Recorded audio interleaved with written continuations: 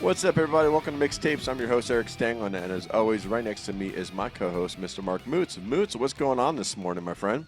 Hey man, well, I'm really excited about this one. I think this guy is going to be really, really interesting, and I bet he's got a cool story. So Well, we're why going don't to you? learn some things Yeah, today. you take it over today, man. It's your show today. I will say I've Oh, definitely seen this gentleman all over my IG, which has yes, been cool, and I always stop when I hear something he's doing because it's always super interesting to me, man. Like definitely cool concepts and ideas of things that I've heard just done differently. The Slayer one I heard was insanely cool.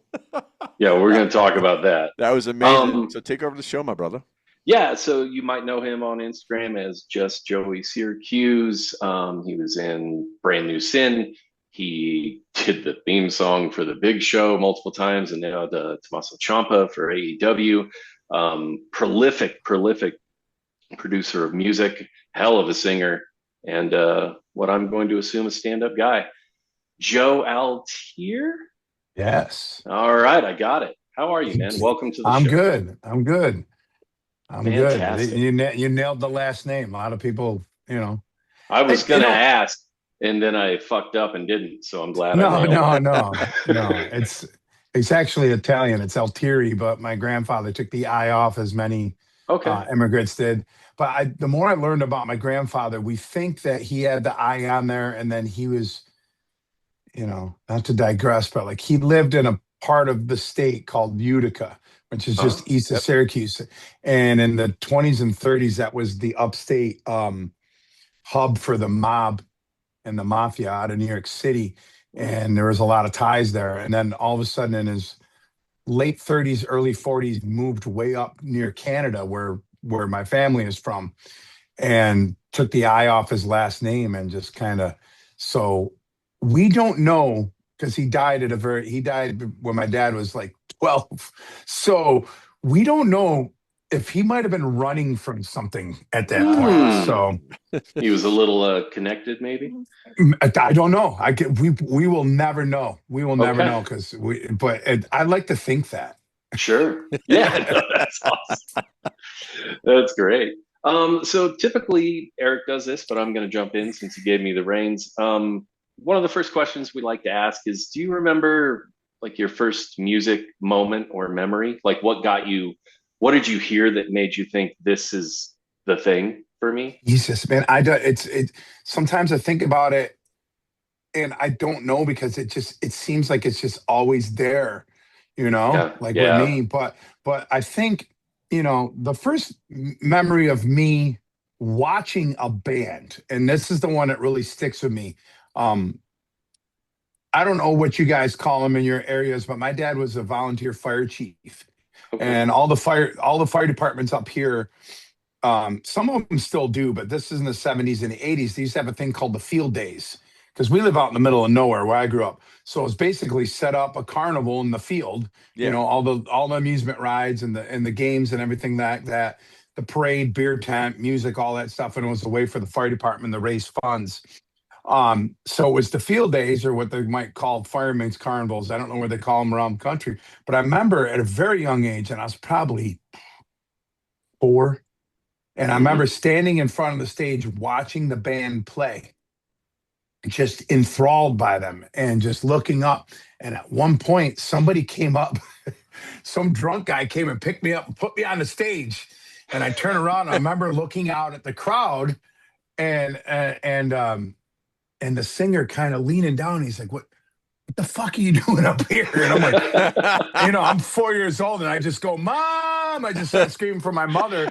And I see my mother running at me and jump down and grab me. But like, I don't know, man. I think as my mom said, she goes, "You were born to be on stage." And that was the moment where, yeah, I think that was where you're figuring out where you're supposed to be. So I don't think Yeah. it was a specific song, but there was definitely a moment. I think that's my earliest memory of music, you Wow. know.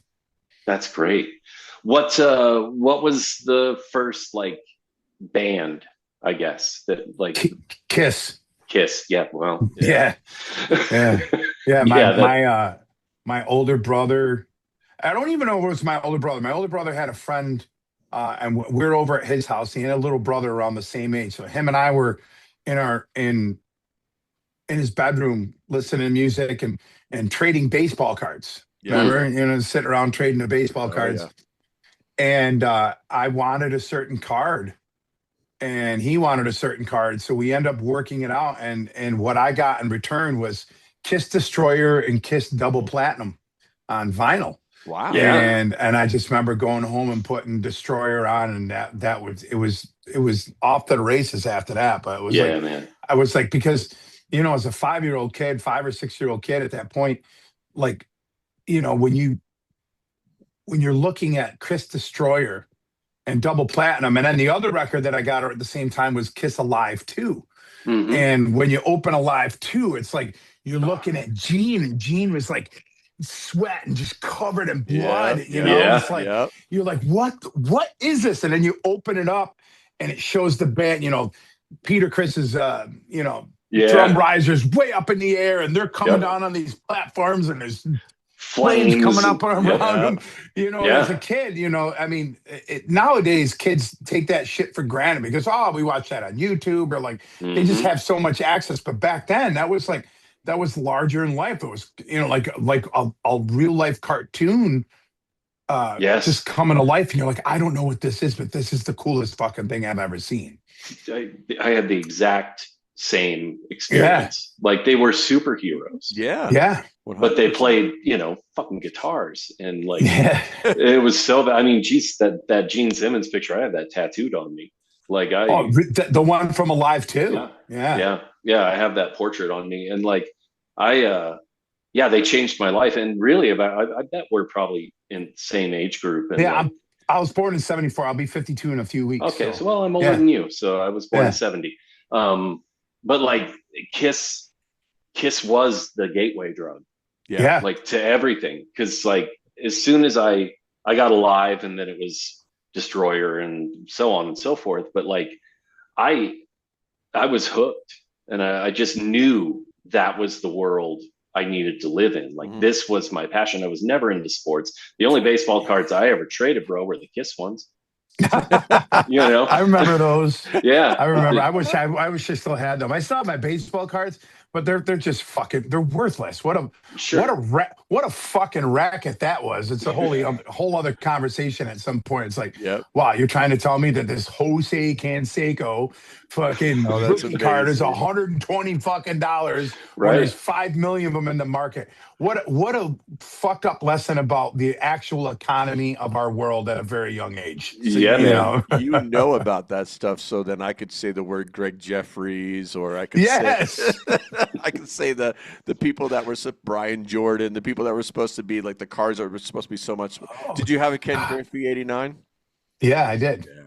Remember how much that one was supposed to be worth? That was It going to be was like our college funds and stuff. and that's what I thought it was. And then they're fucking worthless now. Yeah, I know. It's crazy. Unless you got the really, really old ones, like Yeah. unless you got those ones, Like you they got a really didn't mantle, print like up a that. 52 mantle. Yeah, or yeah, one of those early '70s, '60s, '50s ones were a different Yep. story, but the '80s was just a racket. But Yep. The let's wax get back. Yeah, Yeah, let's get back to music. rock and roll.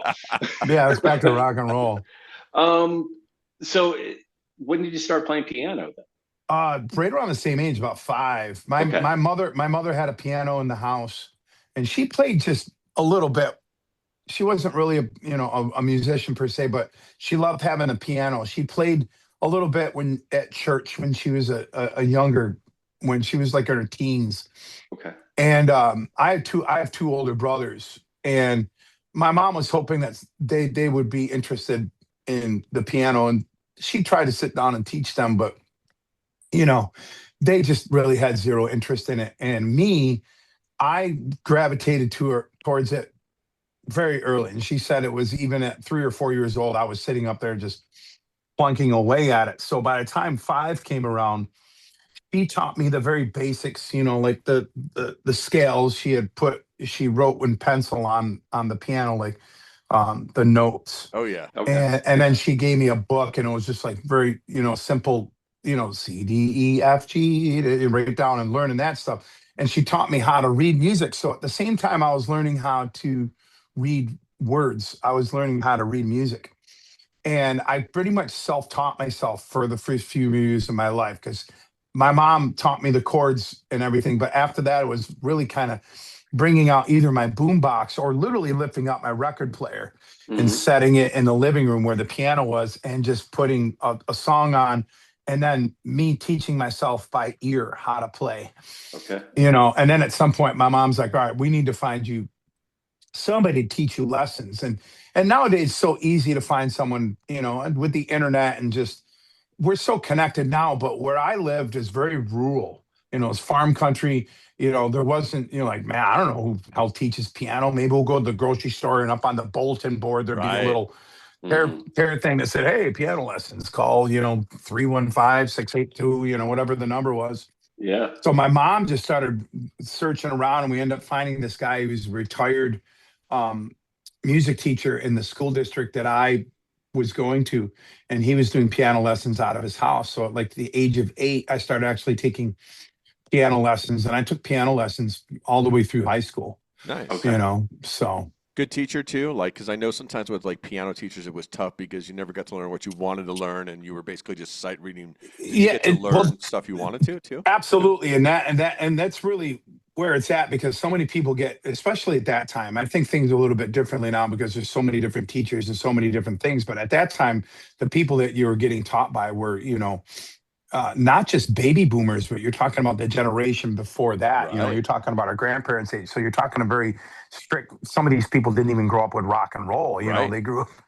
So they came from. But my guy was very cool. But he did say in the beginning, he's like, "Listen, we are going to learn these basics, and we learned some classical, but we're also learning, at the time, some like Scott Joplin and ragtime and." Um, a lot of that early Americana type of stuff, but he quickly realized that I was into a lot of, modern music. And he's like, well, listen, we're gonna sprinkle that in. And he absolutely let me become whatever I wanted to be. And by the time I was 15 and 16 years old, that's when I went to him and I said, hey, this year at the recital, I want to do a Poison song. I want to do Every Rose Has Its Thorn, but I want to sing it. And he's Hmm. like, all right, well, I'll play the guitar on it. I'll learn the song and we'll play and sing it together and play it together and you can sing it. And, That's awesome. that guy was awesome. His name is Rudy Streckle. He just passed away a few years ago. But man, I'm so thankful for that guy because he literally let me find who I wanted to be as a musician instead of like those horror stories that you hear. Like I had Mrs. Ratchet and she just wanted me to play, Mozart, and Yeah. that's where a lot of kids get I think, derailed or just, lose interest. Hey, Yeah. let me ask you this.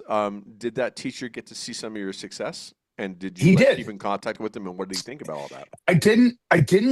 After high school, when I went to college, I didn't take lessons anymore. I was kind of on my own journey at that point. I was a big athlete back then, and I got recruited to play college football by a lot of schools, and I ended Oh, up nice. playing at a Division III school. So sports was really at the forefront. So we lost touch for a number of years, and when I got done to college, that was when I started my music journey. And it wasn't until years later I did not hear or see from him at all. And then one time, and this is probably 12, 13 years ago at this point, a friend of mine was opening a liquor store in our hometown. And he's like, hey, for the grand opening, will you come and set up in the liquor store and people can come in and buy their liquor and you can just be playing music. And I was playing, and then all of a sudden I saw an elderly gentleman come in and just kind of stand there and looking at me and I'm like, man, I feel like I know this guy. Feel like this, and this is like, you're talking what, 2012, 2013, and it'd been, 20 plus years since I seen him. So I wasn't really sure. And sure as enough, I got done and he walked up and he's like, Joe, Rudy Streckle. I'm like, oh my God. And I That's stood up amazing. and, uh, and just hugged him. I'm just like, and he's like, listen, he goes, I've been following your journey. That's Hmm. awesome. And he goes, I just wanted to stop in because he goes, I don't get out much. He goes, I'm not that very healthy anymore. And I'm not doing well, but I needed to come and see you. And I have a picture and I have to dig it up on my phone. But then I'm like, what do you want to hear? He's like, I just want to watch. And there's a picture of him standing next to me and I'm playing. And he's not looking at me. He's like watching what I was doing on the piano and just kind of, taking it all in. And I just remember getting done at that gig and just sitting in the liquor store with him and talking for like an hour. And that was the last time I saw him. And then I heard like a year or two after that he had passed away. So I'm really glad that I got, like that last, Yeah, I'm glad I connection. got that moment with him because other than my mother, he probably had the most, in real life, had the most impact on me as Yeah. in my musical journey. And I mean, I don't know where I would be without that guy. He Yeah. encouraged it all. So it was kind of a cool full circle thing for sure. Man, that's great. And what a like, I hate the word, but like what a blessing to get to reconnect Yeah. and see that full circle moment. That's really, really special. Yeah. So were you trained vocally? No, I never took Okay. vocal lessons. Like I only took piano lessons and in school with me being so busy with my sports. I played in concert band, I played trumpet, Okay. and they always wanted me to do chorus and everything else. And I'm like, man, I'm already doing piano lessons outside of this. I'm lifting 6 days a week. I'm playing football, indoor track, outdoor track. I was a school, I was a class president. There was just not Yeah. enough time. I knew I could sing, but it wasn't anything I really pursued. I just didn't have time to get any vocal training. But when I got to college and I brought a little keyboard with me and I used to sit in my room and my roommates and everybody would just come over and drink beer and smoke weed. And I just "Hey, play this, and then I'd go to set up at parties. And a lot of time at the parties, I would set up and just so I could not have to pay, I just get free beer all night. Right. So Sure. I didn't have to pay the $10, $5 cover charge to get into the party. And everyone's like, man, you're such a good singer. And I don't think I had the confidence in my voice for a Hmm. number of years. I just didn't know. Hadn't really found my voice yet. And it wasn't until college that I realized that I had something like that. So fast forward to when I got a tryout with my band, Brand New Sin. Hmm. Uh, and I went in and I tried out and I got the gig. And it wasn't until almost a year into being in that band and being on the road and then being on the road and realizing I was having some vocal issues. Mm. Nothing major, but I'm just like, man, I just, I'm blowing my voice out or, I don't know how to do anything. And then I came home from a tour and my drummer's like, hey, I'm going to introduce you to my friend's wife. And she's a vocal teacher. She's my age, so I knew that I wouldn't get in that situation that I would have got in with the piano play, Right. with Sure. those piano teachers. They're going to teach me how to, completely not sing rock and roll and do all this shit. But Jenny and I hit it off, and I trained with her for like off and on for the next 5 years of my Okay. career. And that was I finally took vocal training at that point. And man, I learned so much from that woman to the point she's like, I don't know why you're still coming here. I'm like, well, I keep learning shit until I get to that Yeah. point where I Right. feel like I'm not learning something. And then it was kind of off to the races. And now, because as singers, as anybody, time is going to catch up with us at some point. You can be sick with the flu and play guitar. Hmm. Are you going Right. to struggle? Yeah, but like when you have the flu and you're a singer, like that's a different story. Yes. Or it's too dry or it's cold or it's like all Hmm. these environmental factors happen, and everyone's like, oh, singers are prima donnas. It's like, yeah, we are in a way because like the fucking wind can affect how our vocal Yeah. cords Yeah, are man. acting that day. So yes, we have to. When you're younger, you just do a couple of shots of Jägermeister and some Jack Daniels, and you're ready to go. But as I've gotten older, and now I'm in my 50s, in Yeah. order to maintain and do all that, this is where all that training I had when I was younger is really coming in to play because in order to be able to still sing well later into my career, like Yeah. someone like Glenn Hughes or Paul Oh, Rogers, who's still yeah. they're in their 70s And and just they're still doing fucking it. still killing it. Yep. And I'm like, Yeah. I want to be those. I want to be those guys. And and then I found out both of them are so. They're like, we don't drink alcohol anymore. We Yep. don't smoke. We do this. Especially Paul Rogers. He's like, treats his body like a temple. I've met him a few times. Mm. So I was like, okay, either I'm going to just keep partying like everybody else, or I'm going to find a way to, what do I want here? What do I really Yeah. want? And that was really changed. But yeah, it didn't take me till well into my actual professional career before I took my voice seriously. Sure. I think that happens more often than not, really. I mean, everybody I've ever known, and I've been playing in bands forever and I toured. And I mean, the vocals I was doing when we were touring were not healthy, you know. No. I mean, we were doing like crazy death metal shit, but, Yeah. and like I could do it. I just figured it out. But to get to that point, I was like coughing up blood at practice, right? Yeah. And like that's not great. And then later, just within the last few years, I've taken lessons here and there from several different singers, and it's helped me figure out how to respect my instrument. But like when I listen to you sing, and I hope you take this the right way, you sound like you know what you're doing. You have a really good voice.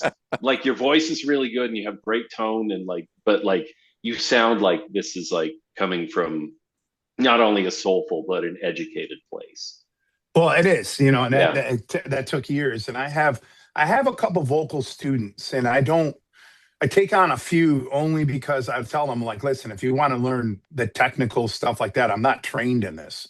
Yeah. I don't have a degree in this, but I'm going to teach you how to find your voice and Mhm. how to do it correctly, without like, I can look at you and watch you sing physically and tell you if you're singing right or wrong, because Okay. I see some people and they're Yeah. all up here and it's like, whoa, whoa, whoa, whoa, you got to be careful. Yep.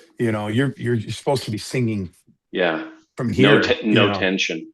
No No tension. tension, and that's what I try to do because I can sing so many different vocal styles. I'm going to sit down and sing Adele, Yeah. and the next thing I'm going to do is those really intense vocals of, like Phil Anselmo and stuff like that. I don't ever Yep. do anything like the death metal and stuff like that. I don't know how to do that. Like I Yeah. try to do those guttural screams, and I'm like, that's just not what I do. But I got to be able to, like yesterday I was finishing up a project and it was just, singing Honestly by Striper for a wedding. Hmm. Oh, wow. But then tomorrow I'm singing a heavy metal song for a guy in Sweden. So it's like, I got to switch around,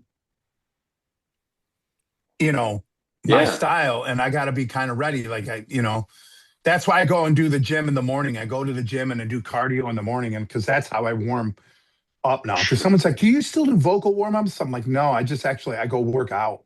And Okay. I run for like half hour, 45 minutes. I lift for another 45 hour, and all that stuff. Then my body's warmed up, and I'm so Yeah. conditioned. Like singing, I sing 7 days a week, Yeah. whether it's a gig or in my studio. Like I'm just ready to go at all times now. It's different. When Yeah. I used to do those vocal warm-ups like z z z z za za za za zoo, doing all Yeah. that. But I don't really do that anymore. I do a couple of things to get maybe phlegm off my throat, or Okay. I'll do a couple things just to see where I'm at that day. Mm-hmm. And if I go to a gig, I'm like, yeah, I'm not going to go there with my voice. Right. That's the other thing. You got to learn when you have it and when you don't. And like, it's very rare that you're 100% all the time. Yeah. That's true. Maybe you're 85%. And if you're at 85%, then you're like, okay, I'm not going to go for that note, but I know where else to go. Yes. And make it still sound natural. Yep. And make it sound cool without someone like, oh, dude, you didn't hit that note in Dream On. I'm like, yeah, but I hit that, no one's going to notice, Yeah.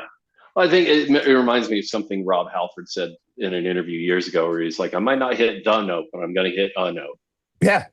And like, that's good enough sometimes, and it's better that than blowing your shit out and then you can't sing the next night or 5 nights later because Yeah, great you point. had to give it to that one show. It's Right. not You're really like, man, worth it. I got to go for that one note. And like, honestly, you can get this other really cool note and still emote what you're trying to emote to the Yeah. audience, you know? Yeah, dude. And if anything, that just gives a different texture. And sometimes people forget that, like, when you're in a controlled studio environment and you had, multiple takes to get that thing, it's like, you know, there's times I'm doing a video and someone's like, man, you really hit that note. I'm like, yeah, you didn't see the 15 other takes I took before this video came out, Right. Such a great you point know, too. Such a great point. so you do that to have that performance, but at the same time, equaling that all the time is going to be very difficult. Yeah, no, for sure. Well, at least the thing that I found, and you said it's like you sing every day.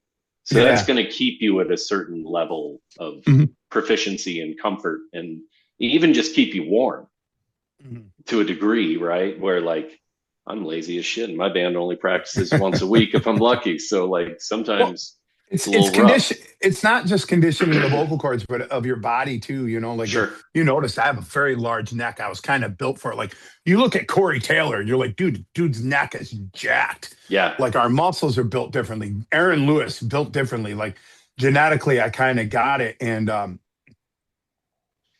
it's not like I tell somebody, I'm like, they're like, how do you sing, all the time and multiple hours a day and two gigs on a Saturday with doing content in the morning? I'm like, well, it's the same thing for someone that ran an ultra marathon or 100 miles. Like Hmm. they didn't just get up one day and just start running 100 miles. That took years. Yes. Not Yes. not Great like point. you don't prepare for ultra marathon. You don't even prepare for a marathon in like a short period of time. That type of proficiency takes years. And in order to get to the level that I am at, that took multiple years and decades to get to that, and knowing all the other tricks in the trade. Yeah.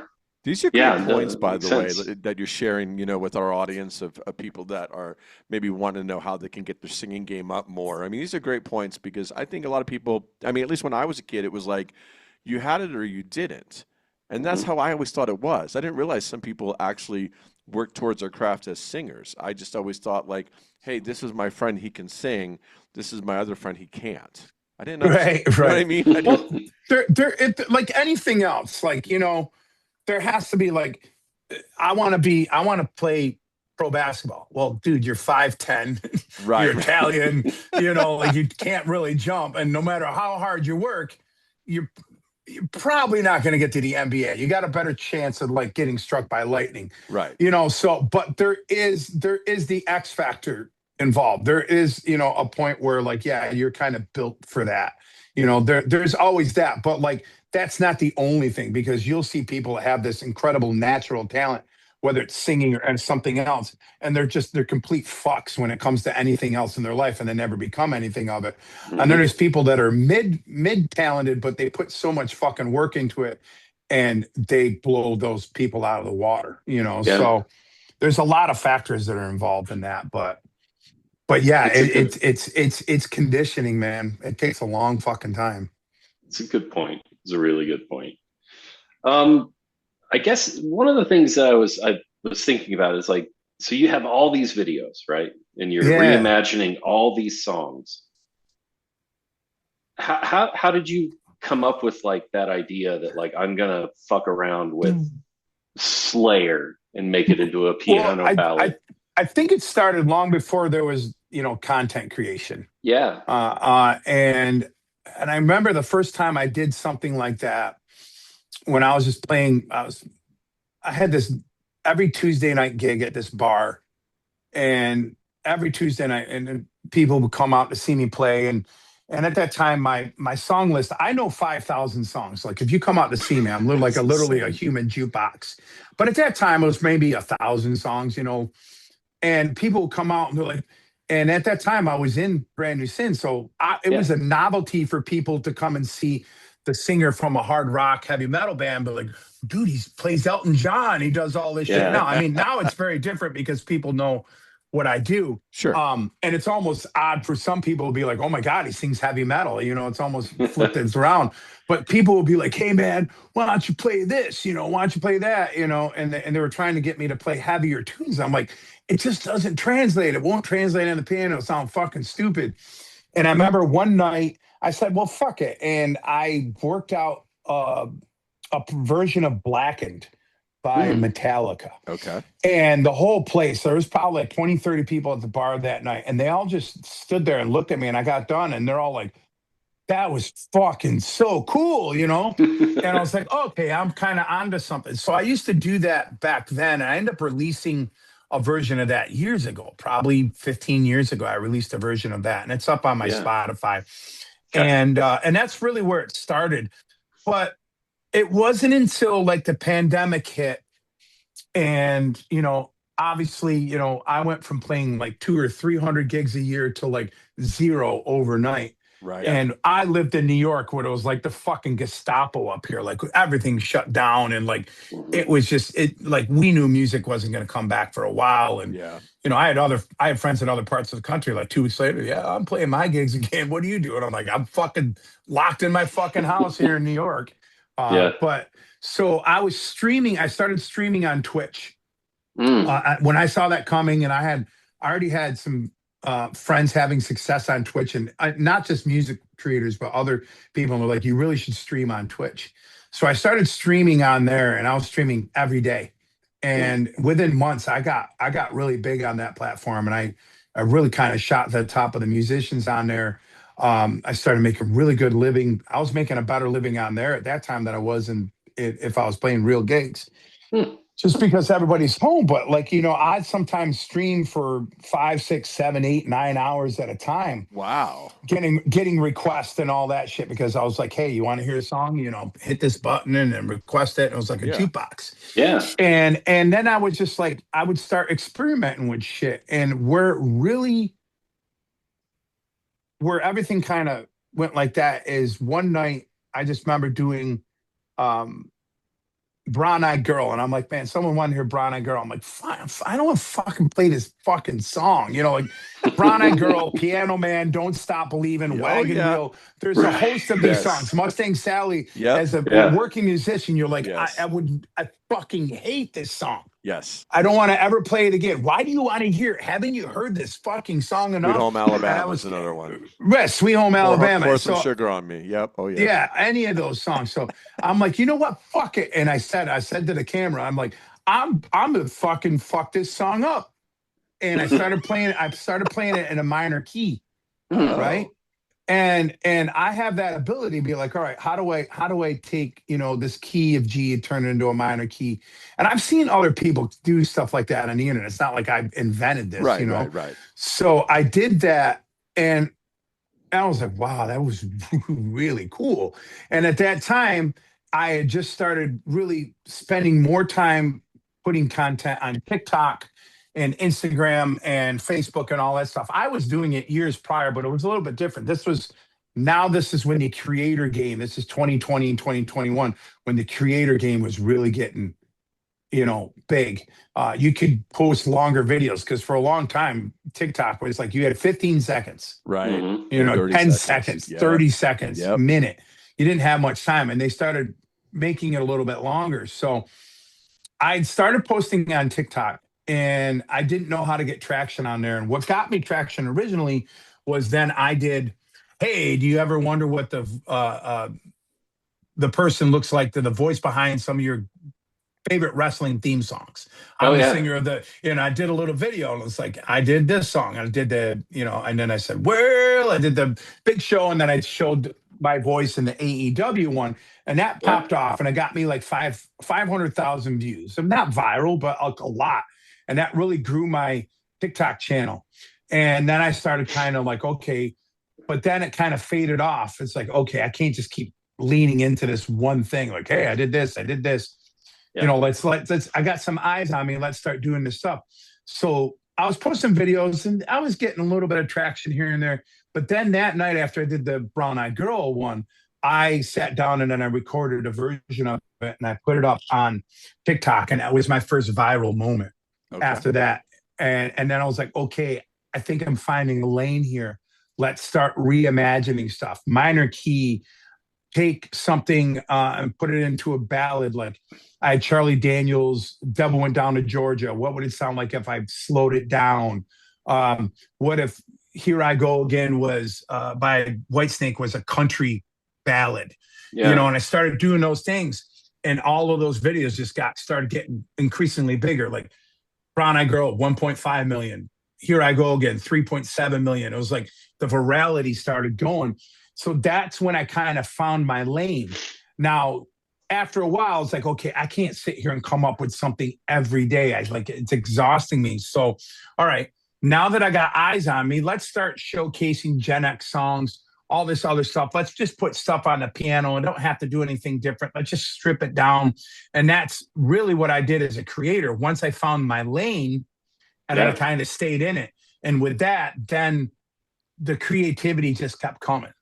Yeah. You know, and then the challenges that I was putting on myself kept coming, or someone in the comments like, I bet you can't do this, you know, I bet you can't do a Slayer song, you know, I bet you can't do a Cannibal Corpse song. I bet, you know, and I'm like, well, fucking bring it on. Let's do it. And that's really where that's when I found like I know I said it, but that's when I found my lane, and that's when I leaned into it, and that's where I am now. And then within that, then I can be like, yeah, today, like yesterday, I did an Adele song. That was the song that I put up. Today, I'm putting up a reimagined version of Rob Zombie's "Living Dead Girl" that I did a couple years ago. And then I'm going to do a Kiss song off of "Revenge" tomorrow. nice. I'm going to do "Every Time I Look at You," and then now I'm doing these things, these cinematic reimagining of songs. And this past week, I took Annie's song by John Denver and I turned it into a hard rock ballad. Yeah. You know, and I did the programming and stuff like that and made it sound like this epic, like cinematic thing. So like I just keep kind of pushing the boundaries, and it's been a lot of fun. How much You know, and within that, I'm able to show all the stuff. And obviously I get, you know, I'll put up a Slayer song and some people are like, that's really cool. And then you get the people that are really fucking pissed off. Yeah, of course. How fucking dare you? How dare you do that? You that's not, you know, people get so angry at it. It's like, and then I like sometimes I most of the time ignore them, you know, but I let the hate feed the algorithm because then it just gets me more views. But at the same time, some of these people like, that's not how the song's going to be. And then I just drop a picture of the band that I covered sharing my song or liking it or commenting it and being like, I don't give a fuck what you say. Rob Zombie thinks it's fucking cool, you know? So it's like the gatekeeping, which is a whole other conversation. The gatekeeping nowadays in music is at a level I can't stand the gatekeeping. It's like, dude. Yeah. I hate that you're gatekeeping. Like, music's fun. Like, just have fun with it. And if you don't like it, why even spend the time here? Yeah. Yep. There's a billion other videos out there. Why am I triggering you so much? Yeah, so speaking of videos, how long does it take you to do them? Are you just so good at them now that it's like you're just kind of in that, like you said, you said lane a lot today. Are you just in that lane where you're just popping them out, where you kind of know what you're doing? Yeah, I mean, if I'm in my setup, if you look at my studio, I don't know if I'm moving it around, you know, like. Yeah. You know, here's my computer. Here's my other computer because I got multiple computers do multiple things. Yeah. And then over here is I got a little camera. But most of the time I use my phone because my phone camera, the iPhone 17 phone camera, with you know an app like Blackmagic Cam on it. Like people are like, what camera are you using? I'm like, my fucking phone. So I'll record that. But I have a system down. I have templates inside of my recording project, and then I just do the video. I turn everything on. I just have it. I have it done. So like when everything's good and I can get it within a take or two, sometimes one, sometimes a couple, 2, 3. Sometimes I'm like, I get stuck on a spot or, you know, but start to finish recording, then mixing it real quick. It's pretty easy to mix a vocal and a piano. Don't take me very long. Master it so it sounds full. Then editing it inside, I use CapCut. Because it has all the things for the captions and all that stuff. It's really good for social media. I don't know, 15, 20 minutes. a day. Wow. Oh, wow, But that's a lot of awesome. times now I'll spend like, either a Monday or Tuesday. And like this morning, I already mapped out what I'm going to post for the entire week. I already Okay. map out looking at algorithms, trends. I use ChatGPT and I dump in my analytics very often. And we look at everything, just instead of me sitting there trying to decode the math of like where the algorithm is going, what videos are doing well, and then going on gut and instinct.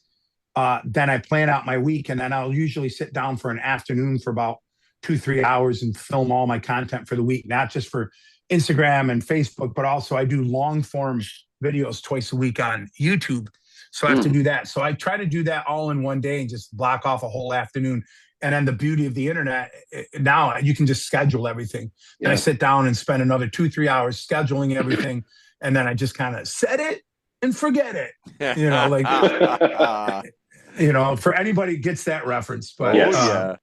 But yeah, you got to streamline this process, because any of the big creators that I've gotten to know over the years, and now that I've become a creator, and then you start meeting other creators, and we all have these, little think tanks with each other, and we all learn little tricks from each other. And one of the things I learned early on from some of the bigger creators is like, dude, you got to have you have a system down.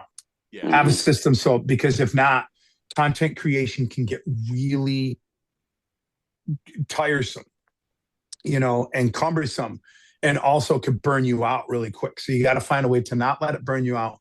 And I've always tried to keep my stuff very simple. You see creators starting to add too many bells and whistles and edits and all that stuff. And one of the creators that I toured with a few years back, he was in the back sometimes of the bus editing a video for the day. And I'm like, what are you doing? He's like, dude, that took me 2.5 hours to edit this, 45-second video. I'm like, Wow. oh. I go, it looks great. He goes, looked at me, and he's like, don't ever go down this road where you have to do this. He goes, what you're doing right now, stay there. It'll keep it simple. Yeah. He goes, once you start going down this route where you're making your content look at a certain way, then you're setting a bar that you can never come back from. Yeah. And I really took that conversation from him that day, and I've kept it simple. And I mean, I make upgrades. Like if you go back and look at my videos from like 6 or 7 months ago, a year ago, lighting wasn't as good. That's when I learned a little bit more about cameras and the ISO on a camera and all the little intricacies of a camera, and being able to get it to look a little more pleasurable on the eyes, and it just looks a lot more professional. So that's the one thing that I've done. I've kept it simple, but at the same time, aesthetically, I just keep learning stuff. And now I have, you'll see this light up here, and then I have a soft light up here, and I got lights on the floor to cast the blue up on the, all this stuff around. So there's a lot that goes into it, but it's just little tweaks here and there. But when it comes down to actual process of making a video, that's the same. I'll just change the way things look around. Sure. Makes total sense. Total sense. Do you how do you have like a running list of ideas, or do they just come to you, or you do it, or is it requests? I get the suggestions in the comments, and a lot of time people are like, hey, you should do this song. And then I have to comment, well, at this point, I've literally posted thousands of videos. Yeah. I'm like, I've done it. Go scroll back, But a lot of times, if I haven't done it within the past year, I'll go back and revisit it, Okay. Some people are like, oh my God, they don't remember that you did it. And second of all, out of the hundreds of thousands of people that follow me, what are the chances that everybody saw that? Good point. Sure. So I get the suggestions. Sometimes the suggestions are good, but there's a lot of times people are just asking for the most obscure shit. And it's like, I love the idea that you want me to cover a song by Marillion. Which is a very, unless you're really in the prog rock, like nobody fucking knows who Marillion is, right? I know. They're like, you should do this song by Marillion off their third album. It's on side B. And it's like, man, I'm sure it's a great song, and I appreciate the suggestion, but like, I also can't just be putting up shit that's not going to connect with my audience. So like, I have to be wary of that, but I also do like to go throw in some things like that. But I play so many gigs in real life that when I'm sitting there playing for 3 or 4 hours at like a casino or stuff like that, and then I'm playing a song that night, I'm like, oh my God, this would be a really good idea to do this song this coming week. And then I'll have a little piece of paper, or I just have have a note in Yeah. my iPhone, or Yeah. I just keep a running list of ideas, or I have these notepads literally laying all over my house, or I'll dictate something into my phone. Sure. There's always ideas when I'm driving, or I hear something. I'm like, oh, I wonder if I did that. So what I do is I just make a running list that I can always go back to. And then I also go back and look at my videos from six months ago, a year ago, 2 years ago. Hey, what did really well a couple of years ago? Hey, now that I have better camera, let's do a better thing. I could do better audio this time around. Let's revisit this, and that's really where it is. And, and I tell people that as a content creator, like, if you're going to start creating content, why don't you spend a month like creating, like, why don't you make like 20, 25 videos before you post one? Right. It's the same with podcasts. Some people are like, I'm starting a podcast. I'm like, well, how many episodes have you done already? Well, we haven't done any episodes. I'm like, all right, well, how many have you recorded? Well, we're just going to record one and then put it up. I'm like, ooh, it's probably a bad idea. Nope. Why? Yeah, I'm no. like, because I go, okay, you can try it, but I go, you're going to all of a sudden scramble every week, where it's better to start with this kind of like, with podcasting, I mean, you guys know, you probably want to start with 4 or 5 episodes before you, so you can stay ahead, or you can start making changes immediately without having to like scramble. So same with content creation. I tell everybody, like, you should probably do 20, 25 videos and then start posting, and then give yourself that little, so you can adjust as you see the numbers start coming in. So, it looks easy, but as you guys know, this is it. Oh, I just started a podcast. Yeah, it's easy to do that. It's easy to create content. It's easy. We have the technology to do it, but like, to do it good and professionally, all right, it's not. You're going to learn real quick, and it's not. Yes. And that's a great piece of advice too, because I started this podcast off, and then Mark came on later. And I think I had 15 recorded before I released my first one. Yeah. Because smart. I knew, like, hey, I don't want, like you said, to scramble. But the thing that you said that was smart too, that I don't think a lot of podcasters do, is you can go back and see what you're doing right and what you're doing wrong. You know what I mean? And you can correct that ship like right away, instead of like going, oh shit, now I'm in trouble, if that makes sense. Well, that, and also like scheduling, as we were trying, real hard, it's like trying to just find a time to be able to do this. I get a lot of requests for podcasts, and it's not like I want to do all of them, but at the same time, and I don't care if there's like one viewer or not. Like, I'm not one of those people who are going to blow off a podcast because they don't have, but I do check it out. Like, I will check it out and be like, all right, where's the quality level? Like, it's just, like I want to make sure that I'm on, there's some kind of professionalism involved in it. But a lot of times it's like, I just want to be able to find the time so that I can give what I want to it, instead of like, like doing a quick and dirty. And that's not it, because I love podcasting. I had a podcast for a while, but I stopped it. I just didn't have the time, and it wasn't video. And now I have a vision for a new one, but like, I'm doing so many other things. Trying to throw in a podcast, that's a lot of work, unless you have other people like, hey, I'm going to do the editing, I'm going to do the filming, I'm going to do the promotion. And it's like, I don't have a manager, I don't have a booking agent, I don't have any of that So stuff. You do it all I yourself, handle huh? Wow. everything. I had a manager for a minute, but it was just like, him and I had a conversation like 6 months into our trial period. And he goes, I've tried to get a few things and it just worked out. But he goes, you're killing it on your own. I'm like, I know, but I need some help. I need some help. But at some point, I want to do a podcast. And there's a few places here that have podcasting studios. Not that I couldn't do it in here, but I would much rather go somewhere and have someone kind of handle all of that. And I think at some point, maybe later this year, I get into it, because I have a vision of what I want to do, and really want to talk about just being a blue collared musician. There's so many rock stars out there, and we know the Keith Richards and the Taylor Swifts of the world. We have that, but like, there's so many of my type that are the working man musician that like, I've had my taste with fame, but at the same time, I'm going to pack up. I'm going to go play this place tonight called Potter's Farm to Fork. It's a little nice diner, right, situated next to a farm out in the middle of nowhere. it's chicken and biscuits night, and I'm going to go play there for a couple hours, You know, it's a great point because I do a lot of what you do, not in the sense of like what you're doing, but I've done 300 shows a year. I mean, I've done casinos, I've done fine dining restaurants, I've done shows where I'm like, why the hell am I playing here? Yeah. I got, Yeah. because you have to, and I have friends in the industry that you'd be surprised. I got a friend named Mike Zito, and Yeah, he's I a know who big, Mike Zito you is. know, Yeah, I don't know him personally, but I'm a yeah, fan of Mike. He's great guy. great. Me and him used Yeah, to cut heads back in the day, ran the same casino circuit, right? And he, like every record goes to number one. Joe Bonamassa just produced his last record. And he's playing gigs where you're like, I can't believe, what are you doing playing here? Like, what are you doing driving your van to the next show?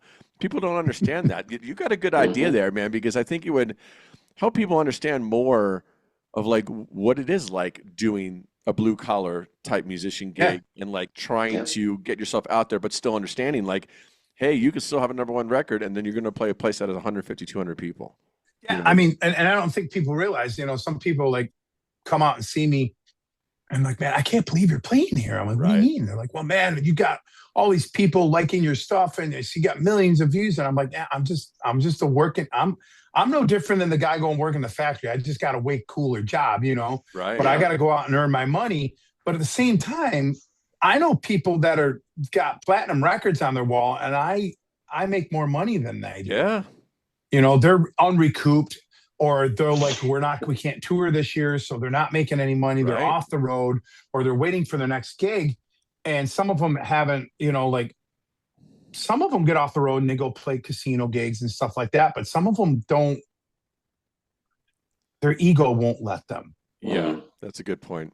And it's And it's expensive like, too nowadays to tour. I mean, God Jesus. damn, it's so expensive. I mean, the friends that I have still in the business, and I look at some of their tour budgets and how much they're spending. I'm like, how the fuck are you making any money? I mean, you just sold out this club at 1,000 people, but you got two buses.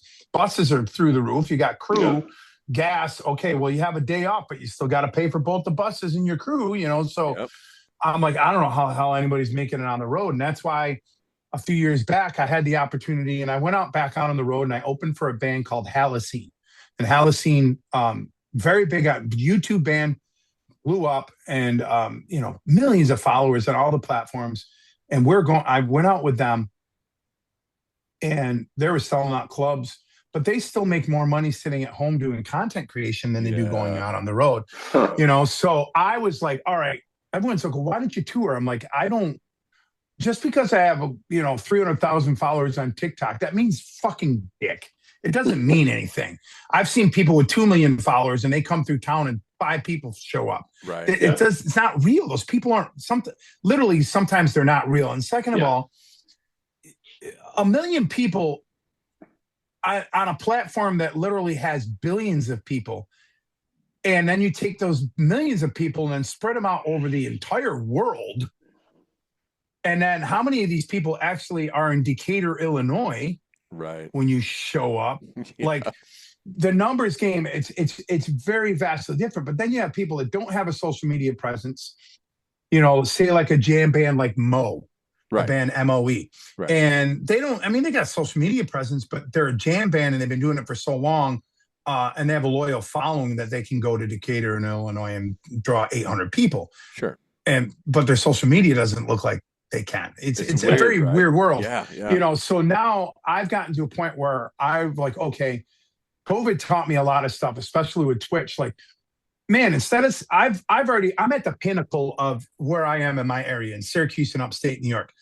I already have access to all the best gigs. I'm already getting paid the best I can possibly get paid in this market. I can't make any more money than I'm making. I can't book any more gigs.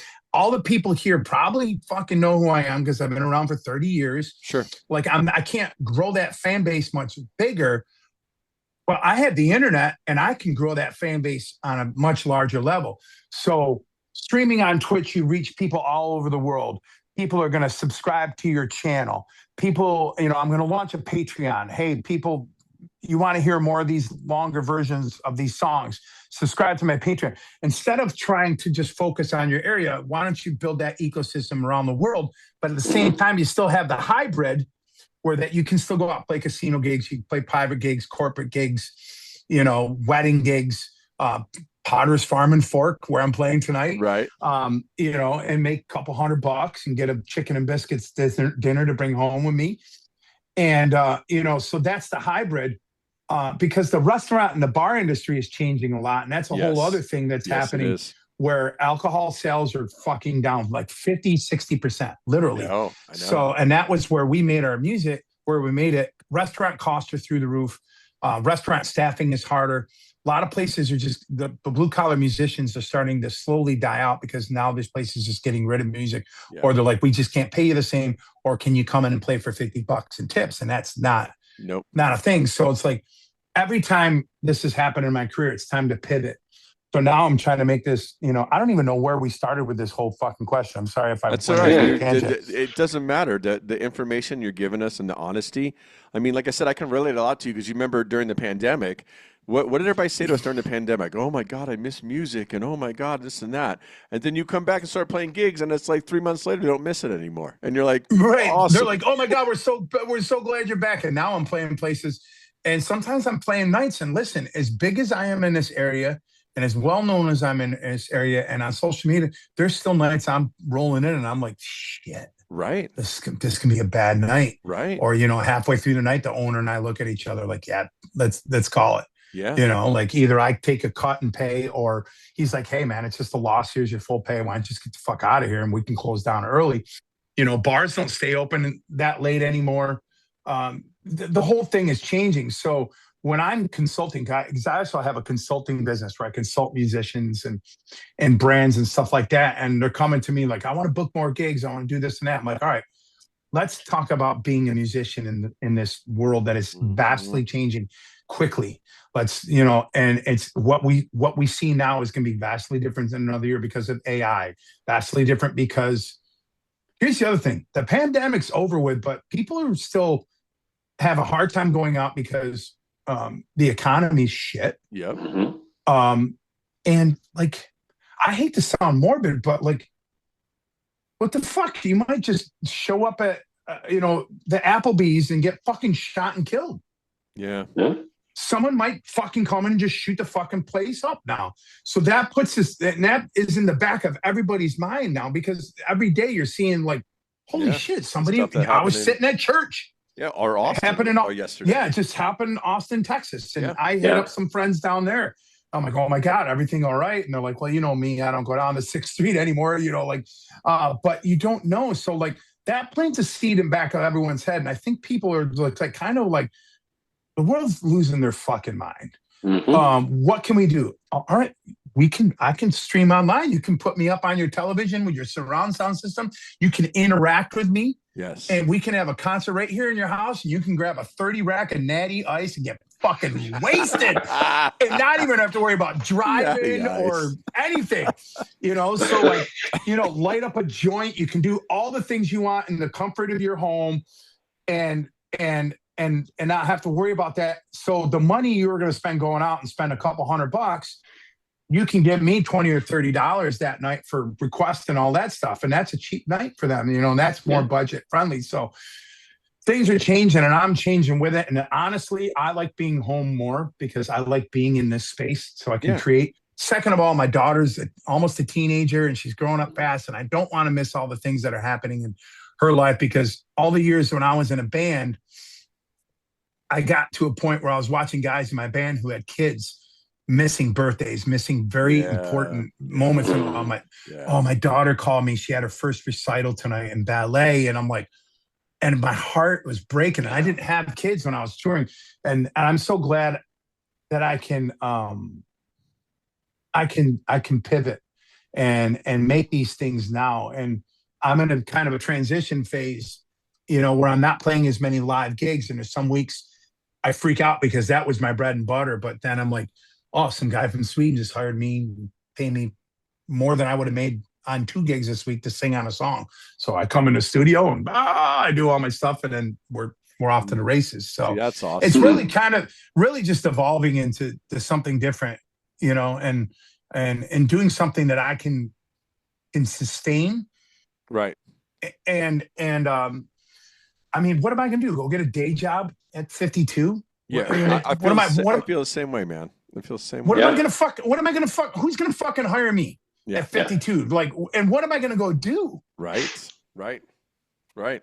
What, You know what? and who's gonna hire a 52-year-old guy? Like, this guy might die tomorrow. Like, he's 50.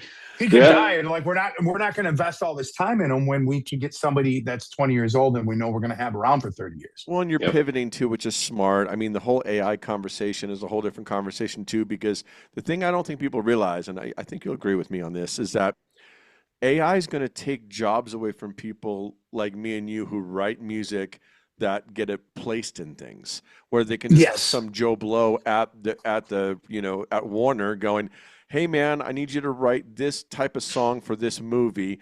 Okay, put in the AI machine and then we're good." And then you know what happens? Warner pays no royalties. Yeah. That's the whole People thing, don't man. That's see whole that. other. People don't Well, see that's it. the thing, and everyone's like, "Well, Warner's trying to shut down Suno and Udio and all these things," and they're trying to stop the technology. I'm like, No, all they're right. not. I'm like, can we just stop here for a second? They're I not. go, let's just. I have a degree in history. I'm like, all right, let's look at history.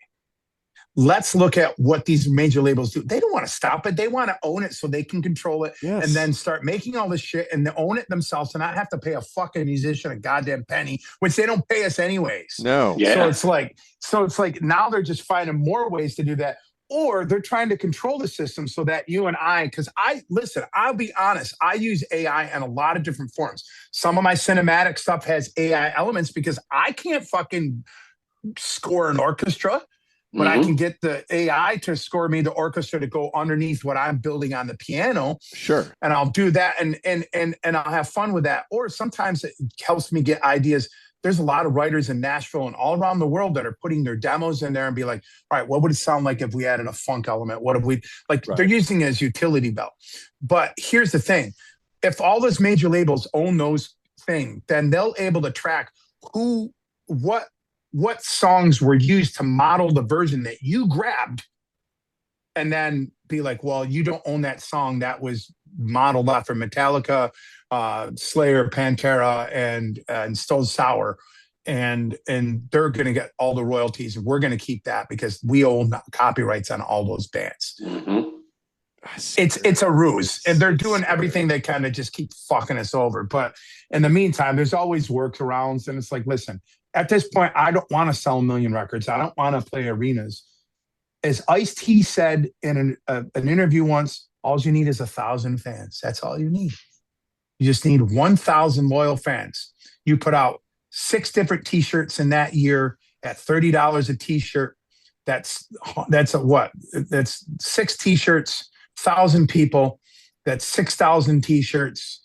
That's $30, blah, blah, blah. You start doing the math, and next thing you know, that's $50,000 in T-shirt sales this year. You put out an album, everybody buys a physical copy. That's another, next thing you start doing all this stuff, and next thing you know, you're making $250,000 a year just off of 1,000 people. Yeah.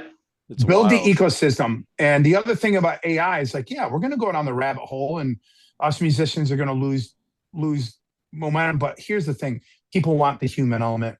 People want authentic. People are going to get to a point where they're like, okay, I don't know what's real. I want real.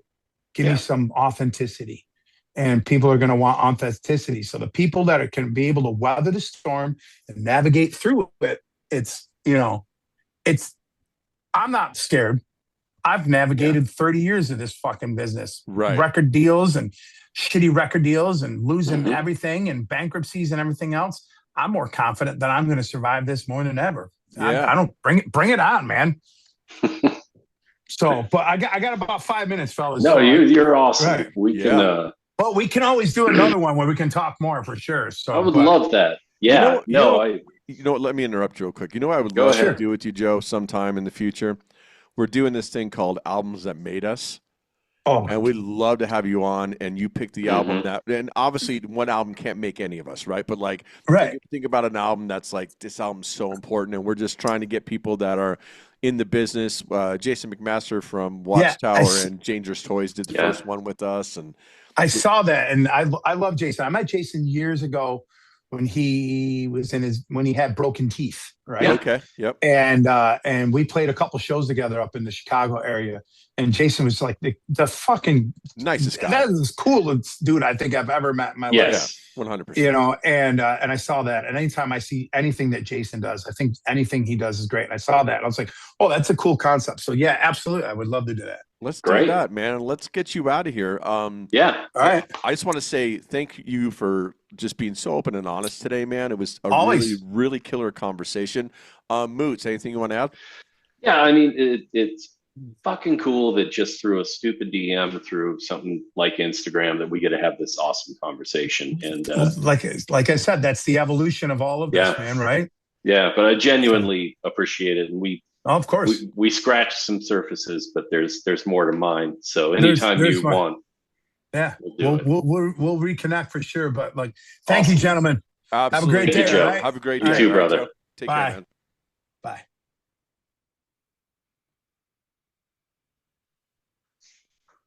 All right. Well, I mean, I knew when the guy was an East Coast guy, we were good.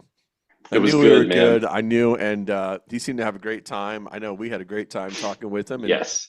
he brings up some good points. I want to talk for a second about him saying, "I've been doing this for 30 years. I'm not afraid of what's going on." And Hmm. the biggest word he used that I don't think enough of us use, and I think it might be out of fear or whatever, because me and you are lifers too. We have Hmm. different paths, but we're still doing music, right? Hmm. Um, is the word pivot. Yeah. And pivot's very important because look, man, I've known you since I was 17 years old. Yeah. You play the same music as you did at 17? No, you evolved as a songwriter. You got better. Like as the years gone on, you wrote different stuff. And were you always Yep. true to who you were? Yeah, 100%. And that's why me and you were close. Yeah. But it's like you evolved as a songwriter, right? As you evolve as Yeah. a person, right? And Yes. and we get too afraid of these things of like, oh my God. And I do, and I'm so guilty of it, but it's like, oh man, how are you gonna make money that we can't sell CDs anymore and everything's streaming now and we can't do this and that. And what did Joe do in that conversation?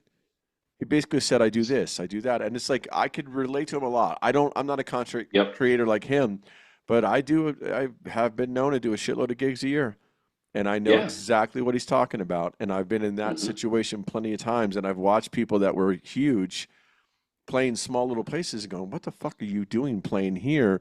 And then you're realizing at the same time they're playing here Yeah. because, like he said, you have all these followers. And, the other thing point that he didn't hit home either that I thought was interesting is you can have a ton of followers on the internet like something. It doesn't mean they're going to buy anything. You No. know what I mean? And that's a difficult thing too because people. It's so easy for somebody just to click something, like a click a like, Hmm. click this, whatever, right? But then when it comes time for somebody to like actually support you, then you kind of realize the people that want to support you. And I don't hold that against anybody. Look, I'm not a guy that expects my friends to support anything. I'm not that guy. I don't live in that world anymore. I Yeah.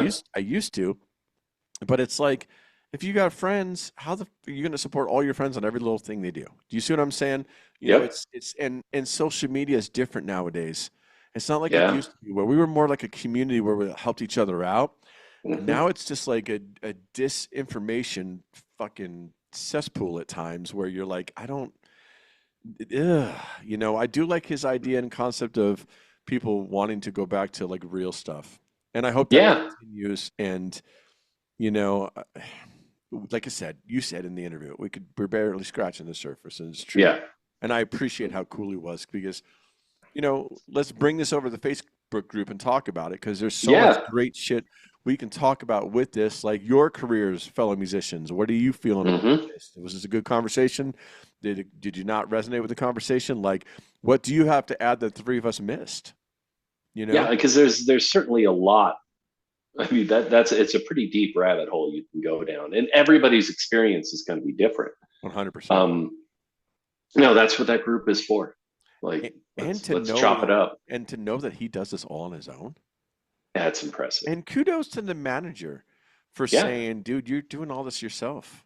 you don't even Like, need you me. don't need me. Dude, Yep, people would just take that paycheck. I mean, that's yep. impressive on that manager's part too, Oh, for sure, for sure. It- That shows some integrity, which 100%, is man. It's the little things, and Joe, honestly, I got such a great vibe from that guy. Just he was killer. just such He a was nice dude.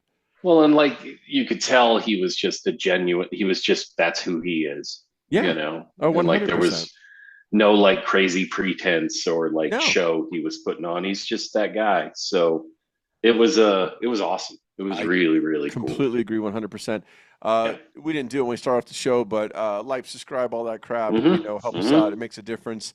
We're just digging what we're doing, and we're getting great guests like Joe, and a lot of it's thanks to you guys for listening Yep. and just telling other people about it, man. I mean, the easiest way to do is obviously a word of mouth or a text or whatever. Yep. And I see more people jumping on the Facebook group now, which is great. More Yeah, it's people are awesome. joining that, so we appreciate you guys for doing that.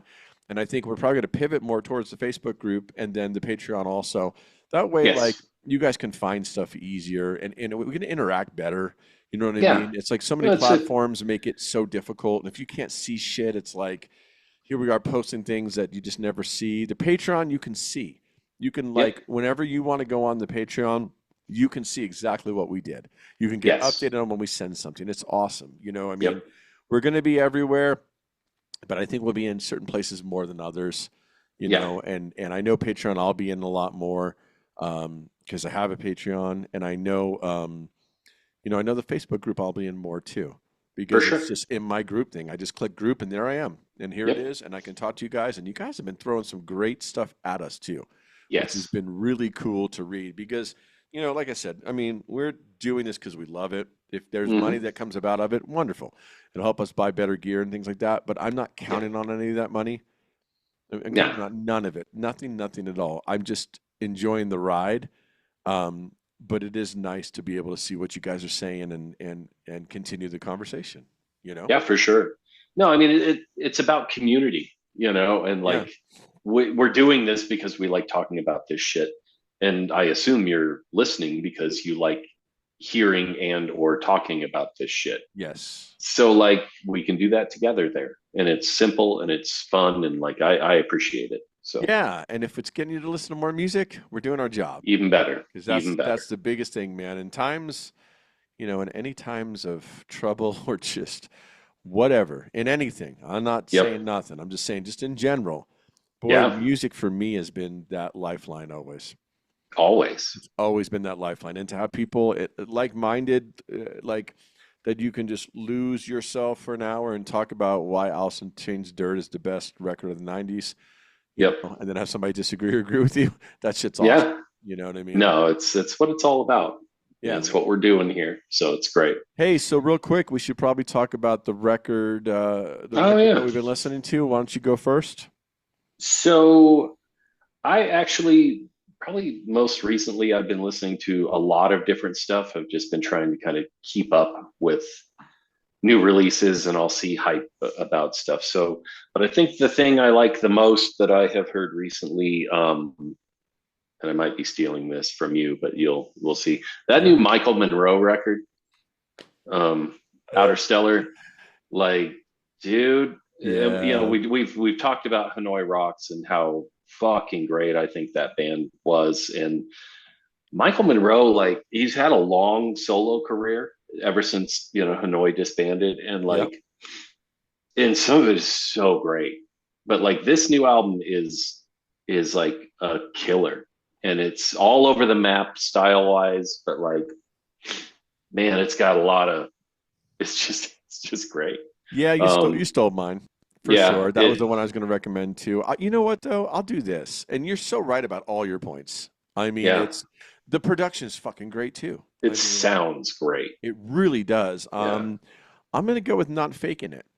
Oh, okay. Yeah, Yeah, I'll his throw his first solo album. second solo album. Is it his His second? second solo album. Yeah. Yeah. And that one's interesting because there's some famous people on it. Axl Rose is on Yep. it. Little Steven's Yep. on it, which I didn't Yep. realize.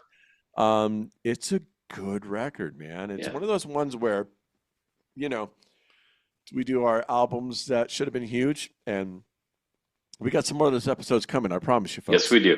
Um, but that's one that I scratched my head about because I remember that record, Yeah, I do too. Dead and I, Jailer Rock and Roll. and there was a big push for that record, There was. but it just didn't get it. I don't get. I don't. Yeah, And I listen to it now, and I still don't understand why that record wasn't bigger than it should have been.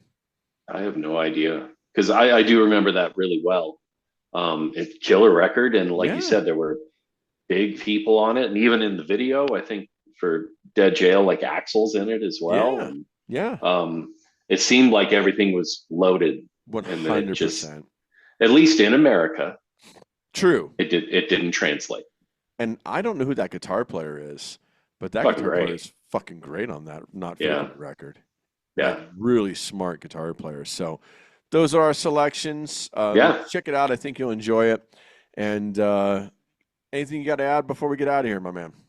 Now, man, I think today was a lot of fun. It A really lot. was.